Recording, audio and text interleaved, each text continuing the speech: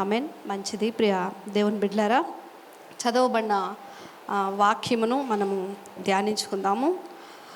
ఆదికాండము 3వ అధ్యాయం మానవ చరిత్రను మార్చిన ఒక అధ్యాయం. ఈ అధ్యాయం మనం చూసినట్లయితే ఇక్కడ పాపము ప్రారంభమైనట్లుగా కనిపిస్తూ ఉంది. అదే అధ్యాయంలో పాపానికి పరిష్కారమైన సిలువ కూడా మనకి మూడవ అధ్యాయం 15వ వచనంలో మనకి కనిపిస్తుంది. మానవుడు ఘోరంగా విఫలమైనది ఇక్కడే, అద్భుతంగా దేవుని చేత సమకూర్చబడింది కూడా ఇక్కడే. మానవుడు సమస్యలు, శ్రమలు, వేదనలు, కష్టాలు తెచ్చుకున్నది ఇక్కడే. వాటన్నిటికీ దేవుడు పరిష్కారముగా వాగ్దానం ఇచ్చినది కూడా ఇక్కడే. మానవుడు దేవునికి దూరమైంది ఈ అధ్యాయంలోనే. దేవుడు మరలా మానవుని తనకు దగ్గర చేసుకున్నది కూడా ఈ అధ్యాయంలోనే. కనుక ఆదికాండం 3వ అధ్యాయం అనేది మానవ చరిత్రను మార్చిన ఒక అధ్యాయం. దీనిలో నుంచి కొన్ని విషయాలని ఈరోజు నేను ధ్యానిద్దాం. ఎందుకంటే నేను చెప్పుకుంటూ వెళ్ళిపోతాను, మీకు అందులో ఉన్న విషయం తెలియదు కాబట్టి మొదట వచనాలన్నీ మీకు చదివించడం జరిగింది. మొదటి వచనంలోనే ఏమంటుంది అంటే, సాతాను వారి దగ్గరికి వచ్చి యుక్తి గలదై ఉండెను గనుక ఇది నిజమా అంటూ. సాతాను కపటము గలది అని మనం మర్చిపోకూడదు. తన కపటముతో సాతాను ఏం చేస్తుంది అంటే, మనిషిలో ఉన్న అమాయకత్వాన్ని వాడుకుంటుంది. మనిషి అనుకుంటాడు తాను ఎంతో తెలివైన వాడిని అనుకుంటాడు. ఇంత తెలివైన మనిషి కూడా ఏం చేస్తూ ఉంటాడో తెలుసంటే, చివరికి దేనినైనా దేవుడు అని నమ్మేస్తాడు. అంత అమాయకుడు, ఎంత తెలివిగలవాడు అని అనుకుంటాడో, మనిషిలో దేనినైనా నమ్మగలిగే అంత అమాయకత్వం కూడా ఉంది. సాతాను ఏం చేస్తుందంటే, ఆ అమాయకత్వాన్ని వాడుకొని మనిషిని దేవునికి దూరం చేయడానికి ఒక ప్రయత్నం ఇక్కడ చేస్తూ ఉంది. ఈ ప్రయత్నంలో మనం చూసినట్లయితే మనిషిని ఎలా ప్రేరేపిస్తుంది అంటే, ఇది నిజమా? ఏంటది?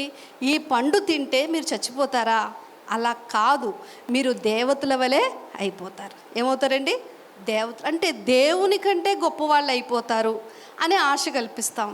సాతాను యొక్క ఇంటెన్షన్ ఏంటి అంటే, దేవత్వము కోసము మనిషిని పురుకొలుపుతూ ఉంది. పరలోకంలో సాతాను ట్రై చేసింది తెలుసండి. దేవుని కంటే అది గొప్పదవ్వాలని ప్రయత్నం చేసింది. అక్కడ సాధ్యమైందా? అవ్వలేదు. దేవుడు ఏం చేశాడు? భూమి మీదకి త్రోసేశాడు. ఇప్పుడు తాను సాధించలేదు కాబట్టి మనిషిని వాడుకొని అదే మనిషిని దేవుని మీదకి పురుకొల్పడం అనేది చూస్తున్నాం. అదేంటి అంటే, నువ్వు దేవుని కంటే గొప్పవాడివి అయిపోతావు. ఎప్పుడన్నా అవుతారండి? దేవుని కంటే మనిషి గొప్పవాళ్ళం అవుతామా? దేవుడు దేవుడే, మనిషి మనిషి. ఇలా ఆశపడి సాతాను మాట విన్న ఆదాము ఏమయ్యాడో తెలుసండి? మట్టి అయ్యాడు. అప్పటి వరకు దేవుని మహిమలో జీవించిన ఆదాము ఇప్పుడు ఏమయ్యాడు అంటే, ఒక మట్టి మనిషిగా మారిపోయాడు. అందుకే పేతురు పత్రికలో ఒక మంచి మాట ఉంటుంది. అదేంటో తెలుసండి? యేసు ప్రభు ఈ లోకానికి వచ్చింది మట్టి ఘటాల్లో మహిమను నింపడానికి. మనం ఎవరమండి?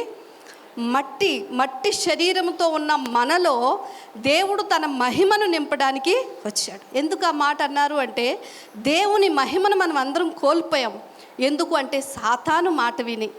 అందుకని యేసుక్రీస్తు వారి ద్వారా ఈ మట్టి దేహాల్లో మళ్ళీ దేవుడు మహిమను నింపడానికి వస్తున్నాడు. కనుక దేవత్వము కొరకు ఆరాటపడిన మనిషి అది పొందుకోకపోగా ఏమయ్యాడు అంటే, మట్టిగా మారిపోయాడు. దేవుని బిడ్డలారా, ఒక విషయం మనం గమనించాలి. యెషయా గ్రంథం మీరు చూసినట్లయితే 42వ అధ్యాయం 8వ వచనంలో ఒక మాట ఉంటుంది. అక్కడ దేవుడైన యెహోవా పలుకుతున్న మాట ఏంటి అంటే, నా మహిమను నేను ఎవ్వరికీ ఇవ్వను. దేవుడంట తన మహిమను తాను ఎవ్వరికీ ఇవ్వరు. ఎందుకు ఇవ్వరండి?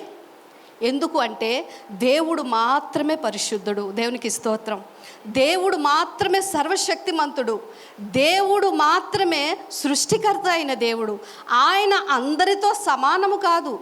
ఆయనకంటూ ఒక డిగ్నిటీ ఉంది. అందుకే యెషయా గ్రంథంలో నేను తప్ప ఇంకా వేరొక దేవుడు లేడు, నన్ను తప్ప వేరొక దేవుణ్ణి మీరు ఆరాధించకూడదు అని ఆయన ఎందుకు చెప్తున్నారు అంటే, ఆయన మహిమాన్వితుడైన దేవుడు. తన పిల్లలను ఆయన మహిమపరుస్తారు మరణానంతరం, అది వేరే సంగతి. కానీ దేవుని స్థానాన్ని దొంగిలించాలనిగా మాత్రం ఏ మనిషి కూడా ప్రయత్నము చేయకూడదు. సాతాను అనుకుంది దేవుని స్థానాన్ని తీసుకోవాలని. సాతాను వల్ల జరగలేదు కాబట్టి ఇప్పుడు మనిషిని పురుకొల్పుతా ఉంది. ఆ మనిషి కూడా దేవుడులాగా అయిపోదాం, దేవుని కంటే గొప్పవాడు అయిపోదాం అనుకొని పాపము చేసి ఉన్న స్థితిని కూడా పోగొట్టుకున్నారు. కానీ సాతాను అప్పటితో ఊరుకోలేదండి. ఇప్పుడు ఏం చేస్తుందో తెలుసా? ఆనాటి నుంచి ఈనాటి వరకు సాతాను ప్రయత్నం ఏంటి అంటే దేవుని మహిమకు భంగం కలగాలి, దేవుని మహిమకు భంగం కలగాలి అని మనిషిని దేవుని ఎదుట హెచ్చించుకునేలా చేస్తుంది, మనిషిని దేవుని స్థానం తీసుకునేలా చేస్తుంది. అందుకే గమనించండి, ఏ విషయంలోనైనా మనం ఏదైనా పని చేసినప్పుడు మనం ఒకటి గమనించాలి, దీని ద్వారా మహిమ దేవునికి రావాలి తప్ప మనుషులకు రాకూడదు. అది సేవకులమైనా సరే, లేకపోతే ఏ పని చేసినా సరే. ఈరోజు దురదృష్టం ఏంటి అంటే చాలా సందర్భాల్లో దేవుని కంటే ఒక సేవకులం, దేవుని కంటే ఒక మనిషి ఎక్కువగా ఆరాధింపబడుతూ ఎక్కువగా అభిమానించబడుతున్న పరిస్థితులు మనం చూస్తాం. ఇది ఏమాత్రం దేవుడు మెచ్చుకొనదగినది కాదు. యేసు ప్రభువారికి ఇదంతా తెలుసు. సాతాను తాను చేస్తున్న కుయుక్తులు కుతంత్రాలన్నీ తెలిసిన వాడై ఆయన భూమి మీదకి వచ్చినప్పుడు ఏమన్నాడో తెలుసండి? భూమి మీదకి వచ్చినప్పుడు ఆయన ఏమన్నాడు అంటే యోహాను సువార్త 17వ అధ్యాయం 4వ వచనంలో, తండ్రి, భూమి మీద నీవు నాకు ఇచ్చిన పనిని నేను సంపూర్ణం చేసి నిన్ను మహిమపరిచితిని. దేవునికి స్తోత్రం. యేసు ప్రభు జీవితంలో మహిమ ఎవరికి తీసుకొచ్చారండి? పని యేసు ప్రభు వారు చేశారు, మహిమ మాత్రం ఎవరికి వెళ్ళింది? దేవునికి వెళ్ళింది. అంటే ఆయనకి తెలిసిందేంటో తెలుసా? సాతాను మొదటి నుంచి కూడా దేవుని మహిమను దొంగలించడానికి చూస్తున్నాడు.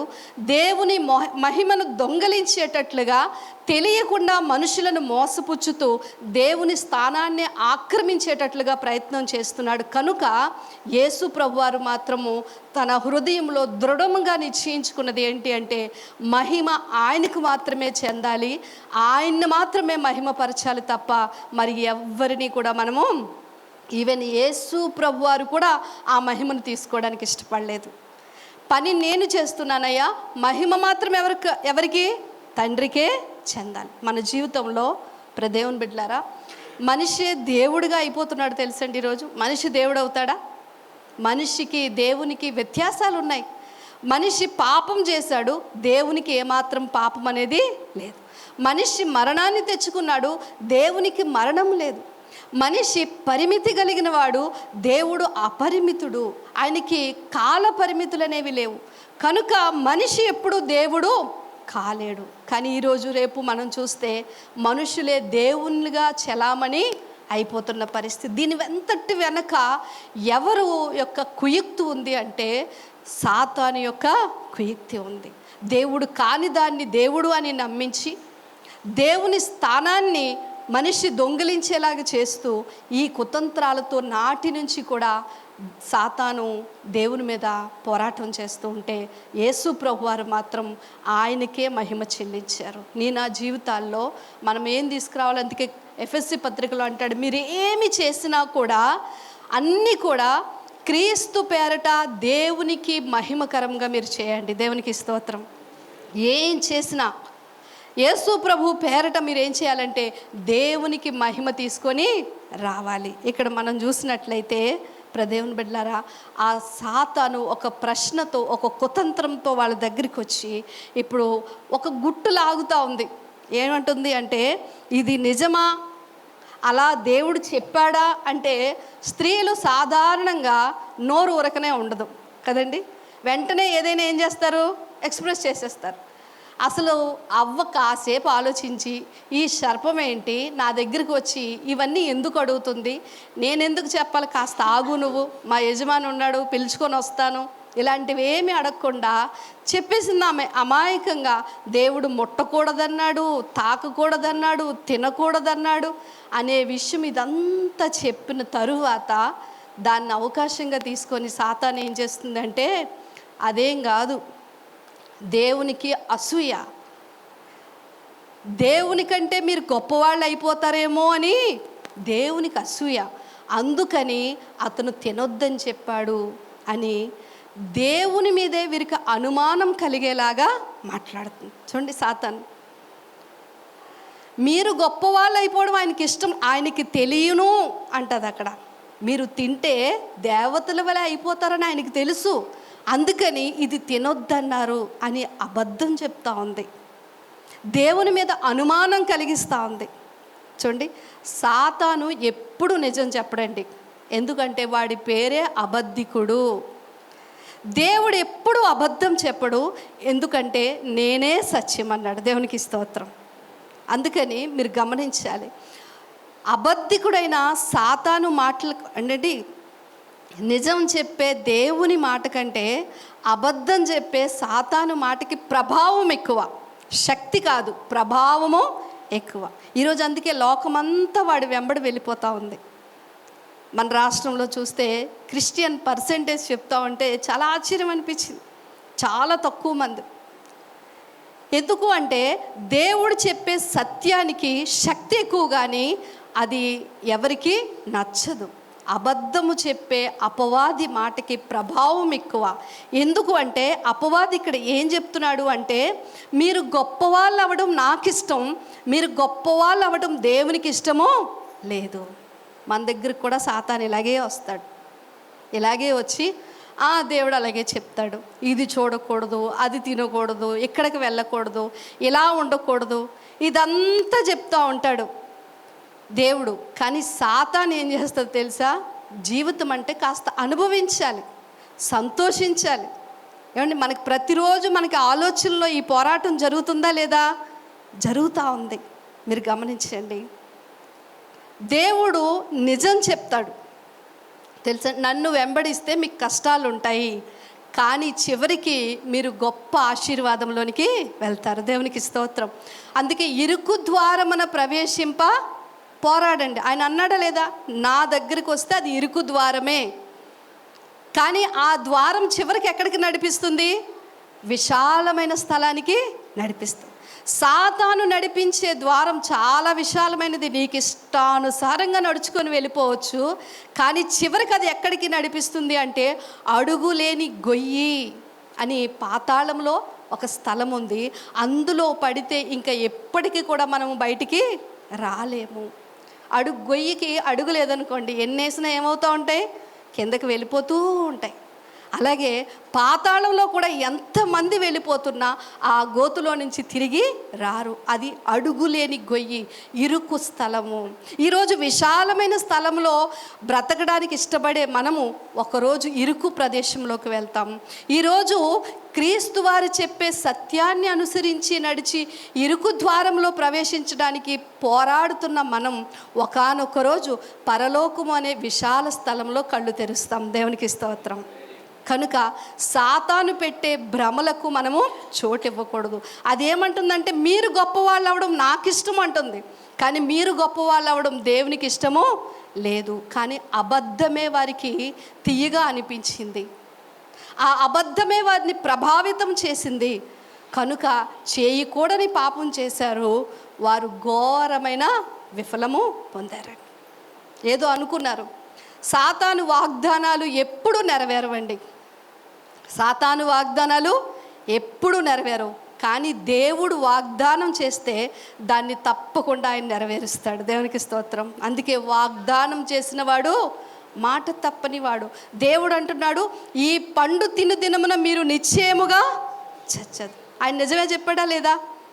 ఆ చచ్చెదరు అనే మాట వారికి చేదుగా ఉంది, కానీ సాతాను చెప్పే అబద్ధం వారికి చాలా తీయగా అనిపించింది. పాపం చేశారు, ఎట్టకేలకు వారు దేవుని యొక్క ఉగ్రతకు లోనయ్యారు. తర్వాత ఏం జరిగిందో మనం చూసినట్లయితే బైబిల్లో మనం చూద్దామండి. చూడండి, 4వ వచనం.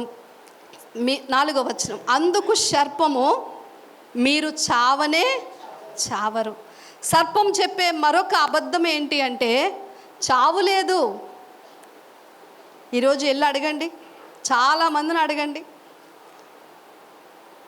మరణిస్తాము అని తెలిసినా కూడా మరణము లేనట్లుగా బ్రతుకుతూ ఉంటారు. చేసిన ప్రతి తప్పుకి శిక్ష ఉంది అని తెలిసినా కూడా శిక్ష లేదు అన్నట్లుగా ధైర్యంగా బ్రతుకుతుంటారు.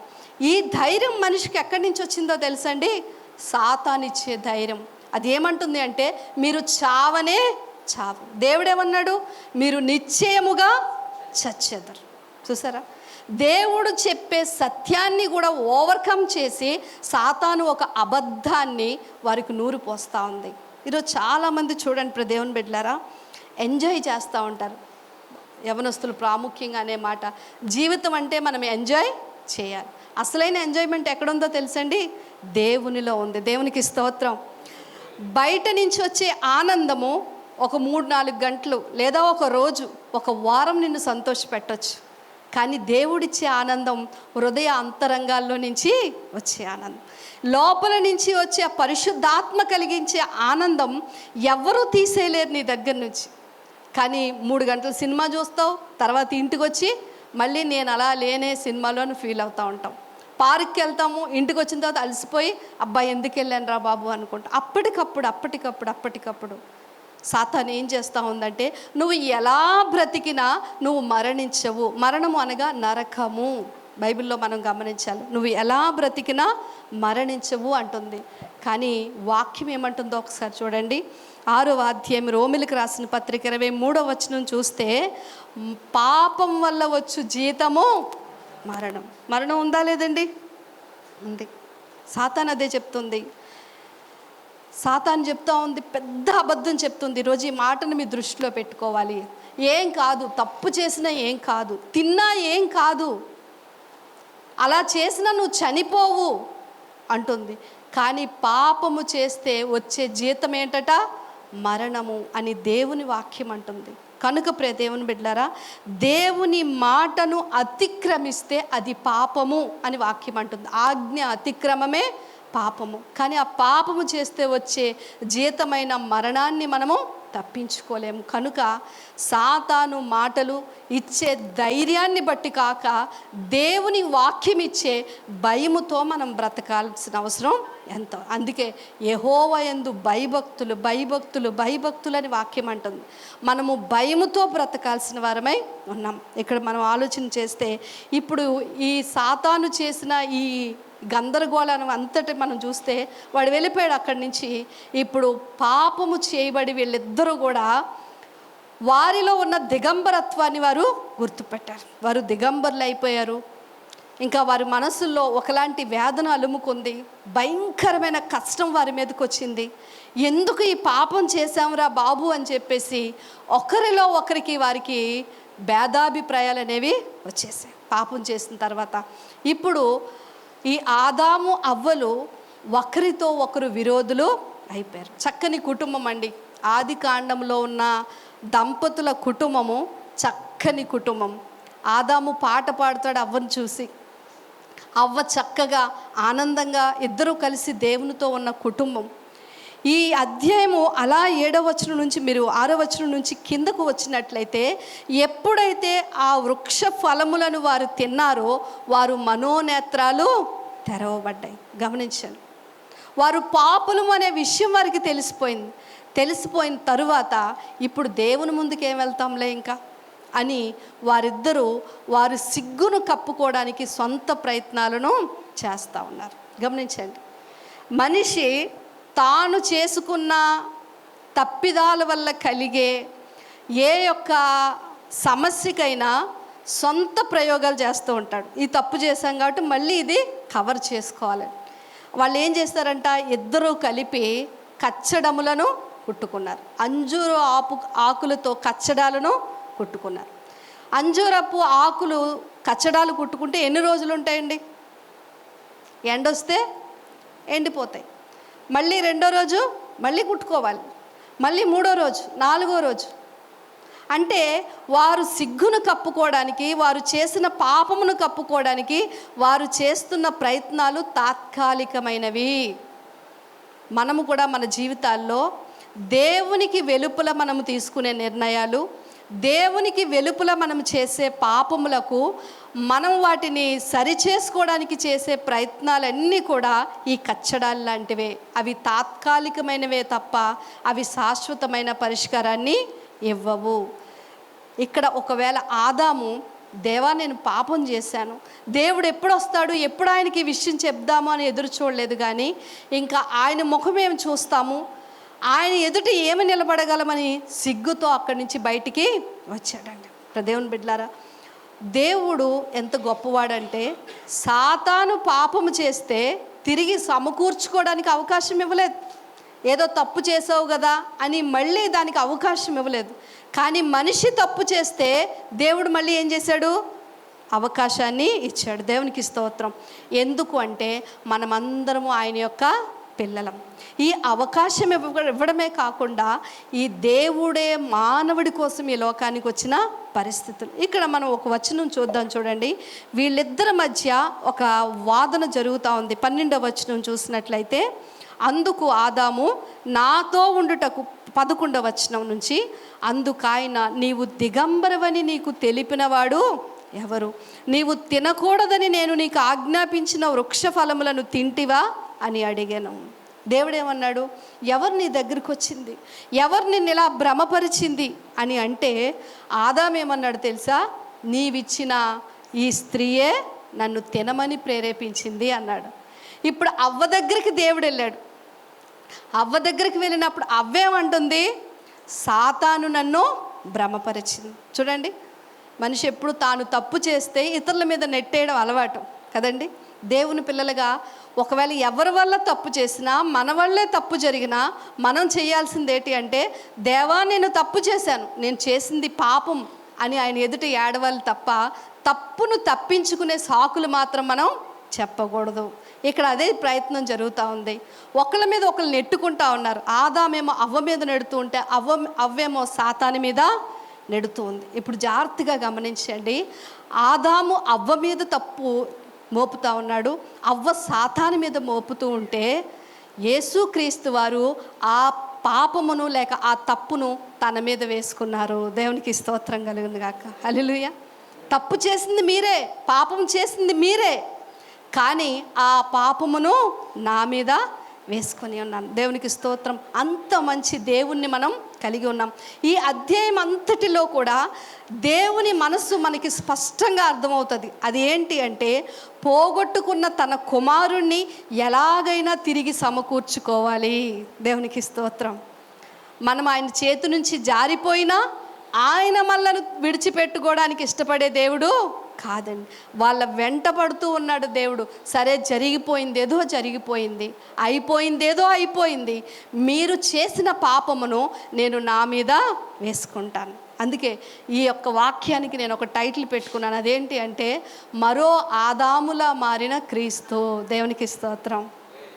ఆదాము చేసిన పాపానికి శిక్షగా ఆ ఆదాము పాపమును తన మీద వేసుకోవడానికి కడపటి ఆదాముగా యేసుక్రీస్తు వారి ఈ లోకానికి వచ్చారు. దేవుడు మానవ సమస్యలకు పరిష్కారం ఇచ్చే దేవుడు. మానవులు చేసిన తప్పిదమును తన మీద వేసుకున్న దేవుడు.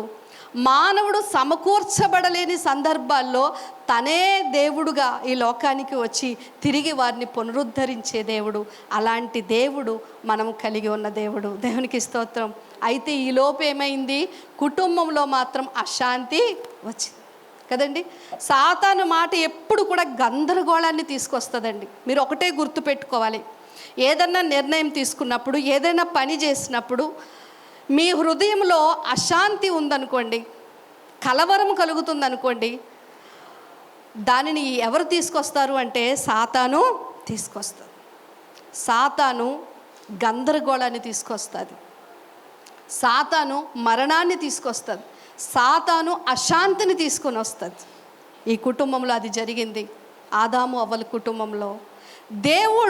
దేవుని మాట మనలో క్రమాన్ని తీసుకొస్తుంది. దేవునికి స్తోత్రం. దేవుని మాట మనలో శాంతిని నింపుతుంది. దేవుని మాట మన కుటుంబాల్లో జీవాన్ని తీసుకొని వస్తుంది. రెండిటికి వ్యత్యాసం గమనించాలి. అమ్మ నాన్న చర్చికి వెళ్ళరా, ఇలా ఉండరా, అలా ఉండరా అంటూ ఉంటే మనకి నచ్చదు. కానీ ఒకవేళ నువ్వు దేవుని మాట వినగలిగితే నీ జీవితము క్రమముగా ముందుకు వెళ్తుంది. నీ జీవితము సమాధానంతో నడిపించబడుతుంది. నీ జీవితం చివరికి జీవాన్ని పొందుకుంటుంది.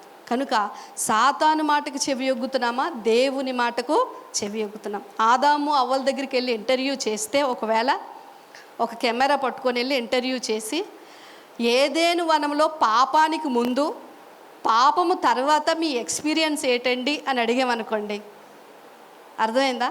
ఆదాము అవ్వల దగ్గరికి ఒక కెమెరా పట్టుకొని వెళ్ళి, ఒక మైక్ పట్టుకొని వెళ్ళి, మీరు ఏదైనా తోటలో దేవునితో నడిచిన ఎక్స్పీరియన్స్ ఉంది కదా, దానికిను పాపము చేసి ఏదైనా తోట నుంచి బయటకు వచ్చేసారు కదా, ఆ ఎక్స్పీరియన్స్కి మీకు ఎలాంటి తేడా కనిపిస్తుంది అని అడిగితే ఆదాము అవ్వల చేతులు జోడించి మనకి చెప్పే మాట ఏంటో తెలుసండి?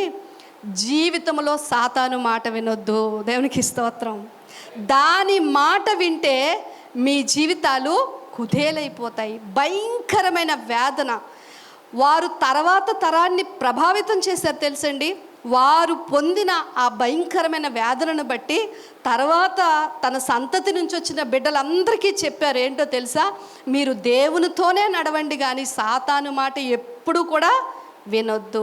అలాంటి వారిలో షేతు కనిపిస్తున్నాడు మనకు, అలా హెబేలు కనిపిస్తూ ఉంటాడు, నోవాహు కనిపిస్తూ ఉంటాడు, హానోకు కనిపిస్తాడు. వాళ్ళందరికీ అంత భక్తి ఎక్కడి నుంచి వచ్చింది అనుకున్నారు? ఆదాము అవ్వ చెప్పిన మాటను వారు దృష్టిలో పెట్టుకున్నారు. దేవునికి స్తోత్రం. ఇక్కడున్న మనందరం ఎంత కష్టమైనా సరే దేవుని మాట అనుసరిస్తే మన కుటుంబాల్లో సమాధానం ఉంటుంది, మన జీవితాల్లో సమాధానం ఉంటుంది, మన జీవితాలు క్రమముగా ముందుకు వెళ్తాయి, మన జీవితాల్లో నెమ్మది వస్తుంది. అదే సాతాను మాట వినండి, కుటుంబాల్లో క్రమం ఉండదు, ఒకరికి పడదు, సమాధానం ఉండదు, గొడవలు ఉంటాయి, చివరికి జీవాన్ని కూడా కోల్పోయి మరణాన్ని తెచ్చుకుంటాం. కనుక దేవుని మాటకి సాతాను మాటకి వ్యత్యాసాన్ని మనం గమనించాలి. ఇక్కడి వరకు ఇలా జరిగింది. ఇప్పుడు దేవుని బిడ్డలారా, మీరు జాగ్రత్తగా ఆలోచన చేసినట్లయితే 3వ అధ్యాయం 15వ వచనం మీరు చూడండి. 3వ అధ్యాయము 15వ వచనం. ఈ మాట మీరు అందరూ కలిసి చదవండి. 3వ అధ్యాయం మరియు నీకును స్త్రీకిని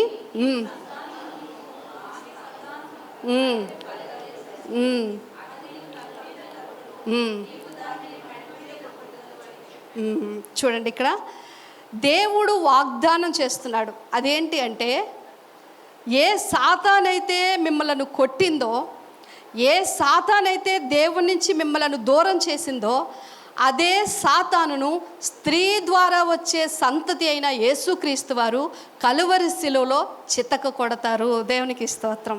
సాతాను మనిషిని కొట్టింది, యేసుక్రీస్తు వారు శిలువలో సాతానును కొట్టారు, తల చితక కొట్టారండి. అది తిరిగి లేవకుండా కొట్టారు. ఇదే మనకి ఇక్కడ ఈ వచనం కొట్టును అనే మాట కనిపిస్తుంది. అది అన్న దగ్గర ఆయన యేసుక్రీస్తు వారు పురుషుని ప్రమేయం లేకుండా స్త్రీ సంతతి అయిన మరి ఆ యొక్క మరియ ద్వారా ఈ లోకానికి వచ్చారు. ఆ యేసుక్రీస్తు వారు పాపము లేని పరిశుద్ధుడిగా మానవాళ్ళందరినీ ఆనాటి నుంచి వేధిస్తున్న శత్రువైన సాతానును సిలువలో చితక కొట్టారు. దేవునికి స్తోత్రం కలుగును గాక. హల్లెలూయా. కనుక సాతాను యొక్క శక్తి నిర్విర్యామము చేయబడింది సిలువలో. ఈరోజు మరి సాతాను బ్రతికే ఉన్నాడు కదండి, మళ్ళీ అందరినీ ఇన్ని టెంప్టేషన్స్ గురి చేస్తున్నాడు కదా. అంటే ఒక మాట చెప్పనండి, మీరు పామును ఎప్పుడైనా చంపడం చూసారా? పామును చంపడం చూసారా? పామును ఎక్కడ కొట్టి చంపుతారు? తల మీద కొడతారు. ఫస్ట్ తల మీద కొట్టిన తర్వాత ఆ తోక కూడా అలాగ ఆడిస్తూనే ఉంటుంది అది కదా. మేము పాములు బాగా చంపేవాళ్ళం కాబట్టి మాకు పెద్ద పెద్ద పాములు చంపడం నాకు తెలుసు, కనుక బాగా తెలుసు. ఎప్పుడైనా పాముని తల మీద కొట్టిన తర్వాత చాలా సేపటి వరకు దాని శరీరాన్ని అది కదిలిస్తూనే ఉంటుంది, తోక ఆడిస్తూనే ఉంటుంది. అంటే దాని శరీరంలో ఇంకా జీవం ఎక్కడో ఒక చోట ఉంటూ ఉంటుంది. ఈరోజు మీకు శుభవార్త ఏంటో తెలుసా? సాతాను తల సిలువలో యేసు ప్రభువారు చితక కొట్టారు. ఈరోజు అది ఆడిస్తున్న ఆట, లేకపోతే మనుషులను భ్రమపరుస్తున్న శక్తి ఎలాంటిదో తెలుసండి? దాని శరీరంలో అక్కడక్కడ మెదలాడుతున్న చిన్న జీవం లాంటిది. దేవునికి స్తోత్రం. కనుక వాడికి మనం భయపడాల్సిన అవసరం లేదు. వాడు కాటేసే ఆ యొక్క తలను మాత్రం యేసుక్రీస్తు వారు సిలువలో కొట్టి ఉన్నారు. అయితే గమనించండి దేవుని బిడ్డలారా, సాతాను పెట్టే భ్రమలు, సాతాను చెప్పే అబద్ధపు మాటలు దేవుని మాటను మీరి మనుషులను ప్రభావితం చేసే అవకాశం ఉందని అవ్వ ఆదాముల జీవితం మనకి తెలియచేస్తుంది. ఎంత భక్తిలో ఎదుగుతున్నా ఏ రోజైనా సాతాను చెప్పే అబద్ధానికి మనము లోబడే ప్రమాదం ఉంది కనుక ఈ విషయంలో మనం చాలా జాగ్రత్త కలిగి జీవించాలి. చాలా జాగ్రత్త కలిగి మనం జీవించాలి. సాతానికి చోటు ఇవ్వద్దు అని వాక్యం అంటుంది. అందుకే సాతానికి మనం ఏమివ్వకూడదటండి? చోటు ఎవరికి ఇస్తాం? ఏదో ఒక మూల అక్కడ కూర్చో అనేసి మనకు తెలియని వాళ్ళకి చిన్న చోటు ఇస్తే, కొంతమంది చోటు ఇస్తే ఇల్లు మొత్తం ఆక్రమిస్తారంటారు కదా. సాతాన్ సేమ్ అదే బుద్ధి అండి. సాతానికి మీరు చోటు ఇవ్వద్దు. ఇస్తే వాడు మొత్తం మిమ్మల్ని ఆక్రమించుకునే ప్రమాదం ఉంది. ఒకవేళ ఇది నిజమా అనే మాట దగ్గరే అవ్వమ్మ ఇది నిజమైతే నీకెందుకు, అబద్ధమైతే నీకెందుకు, నువ్వు ఇక్కడి నుంచి ఫస్ట్ వెళ్ళు అని తరిమి కొట్టుంటే అది పూర్తి జీవితాన్ని ఆక్రమించేది కాదు. ఎప్పుడైతే దానితో ముచ్చటించడం ప్రారంభించిందో, ఆ స్వరము విని అక్కడ ఎంటర్టైన్ చేయడం ప్రారంభించిందో, సాతాను అవకాశంగా తీసుకొని వారి జీవితాన్ని మొత్తం కుదేలు చేసింది. కనుక ప్రియ దేవుని బిడ్డలారా, దేవుని కృపావరం మనకు తోడుగా ఉంది. దేవుని వాగ్దానాలు మనకు తోడుగా ఉన్నాయి. దేవుని శక్తి మనకు తోడుగా ఉంది. అదే సమయంలో సాతాను అబద్ధాలు కూడా మనల్ని ప్రభావితం చేసే అవకాశాలు కూడా లేకపోలేదు. ఈ విషయంలో మనం చాలా జాగ్రత్తగా ఉండాలి. ఇప్పుడు నేను ఒక విషయాన్ని చెప్తాను చూడండి.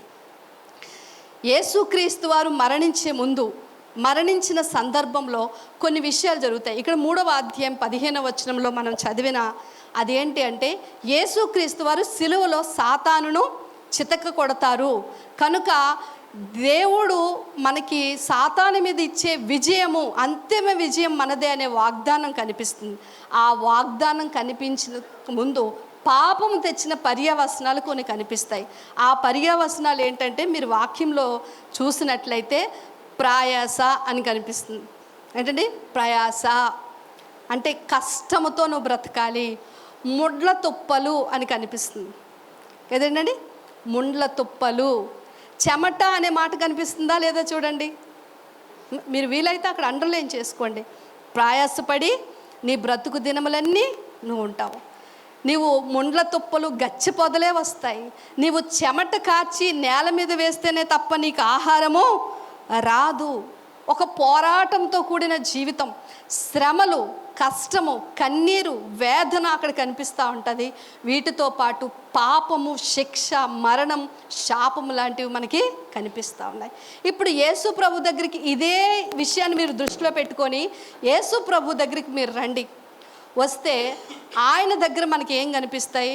గెత్సెమనే తోటలో మరణానికి ముందు ఆయన చెమటంట రక్తపు బిందువులుగా నేల మీద పడింది. దేవునికి స్తోత్రం, హల్లెలూయా. మనిషి చేసిన పాపము ఏదైతే కష్టపడి చెమటోర్చి జీవితాన్ని గడపాలో ఆ ప్రతిఫలాన్ని యేసుక్రీస్తు వారు అనుభవించారు. దేవునికి స్తోత్రం. మనకు బదులుగా. రెండోది మనం చూస్తే ఆయన తల మీద ముండ్ల కిరీటం పెట్టారు. ఇక్కడ మనకి ఏం కనిపిస్తున్నాయి? ముళ్ళు కనిపిస్తాయి. యేసు ప్రభు వారిని సిలువ వేసినది పచ్చి మానుకు ఆయన వేలాడదీశారు. ఇక్కడ ఆది కాండంలో మనిషి చేసిన పాపము దగ్గర వృక్షము అనే మాట కనిపిస్తుంది. ఆ వృక్షానికి ఆయనే వేలాడాడు. దేవునికి స్తోత్రం కలుగును గాక. ఆయన పాపానికి శిక్షగా తన ప్రాణాన్ని అర్పించాడు, తన రక్తాన్ని కార్చాడు. 3వ అధ్యాయము గలతీ పత్రికలో మన శాపమును ఆయన మోసుకొని పోయాను. శపించడం అనే మాట అక్కడ మనం చూస్తూ ఉంటాం. అది కూడా ఆయన భరించారు. ఆయన అంటున్నారు, ఆ రోజు ప్రజలందరినీ ప్రయాసపడి భారము మోసుకొని పోవచ్చున్న సమస్త జనులారా నా యొద్దకు రండి, నేను మీకు విశ్రాంతిని ఇస్తాను. అంటే పాపం వల్ల వచ్చిన ప్రయాసకి యేసుక్రీస్తు వారి సిలువలో విశ్రాంతిని వాగ్దానం చేశారు. దేవునికి స్తోత్రం. ఆయన మరణాన్ని జయించి తిరిగి లేచిన దేవుడిగా మనకి కనిపిస్తున్నాడు. చూడండి, ఆదాము చేసిన వాటన్నిటికీ కూడా యేసుక్రీస్తు వారిలో దేవుడు మనకి అద్భుతమైన పరిష్కారాన్ని దాచి ఉంచారు. పాపము చేసింది మనం, శాపాన్ని తెచ్చుకున్నది మనం, మరణాన్ని కొని తెచ్చుకున్నది మనం, శ్రమలను తెచ్చుకున్నది మనం. కానీ వాటన్నిటికీ మాత్రం పరిష్కారముగా ఆయనే ఈ లోకానికి వచ్చినాడు. దేవునికి స్తోత్రం కలుగును గాక. హల్లెలూయా. అందుకే ఆదికాండం 3వ అధ్యాయాన్ని మనం ఒక అద్భుతమైన అధ్యాయంగా చూడవచ్చు. మనిషి పాపము, దానికి దేవుడిచ్చే పరిష్కారం, అద్భుతమైన సమకూర్పు అక్కడ కనిపిస్తుంది. ఆఖరిగా ఒక్క మాట నేను చెప్పి ముగిస్తానండి. ఒక పాస్టర్ గారు ఒకరోజు చర్చిలో ప్రసంగం చేస్తున్నారట. ప్రసంగం చేసి ఆయన ఇలా అన్నారట, ఇప్పుడు మీలో అందరికీ ఒక చిన్న పరీక్ష పెడుతున్నాను. అది ఏంటి అంటే, బయట 2 బొమ్మలు నేను పెట్టాను. అది ఒకటి యేసు ప్రభువారి బొమ్మ, ఒకటి సాతాను బొమ్మ.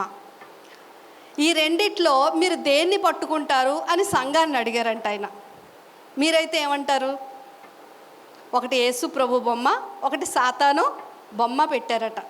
పాస్టర్ గారు అన్నారంటే, ఈ రెండిట్లో మీలో దేన్ని పట్టుకుంటారు అని అన్నారు. నేను మిమ్మల్ని అడుగుతున్నాను, దేన్ని పట్టుకుంటారు? యేసు ప్రభు అన్న వాళ్ళందరూ చేతులు ఎత్తండి. పర్వాలేదు, ఏం పర్లేదు. అంటే యేసు ప్రభు కాదా? కొంతమంది యేసు ప్రభు కాకుండా సాతాను పట్టుకుందాం అనుకుంటున్నారా?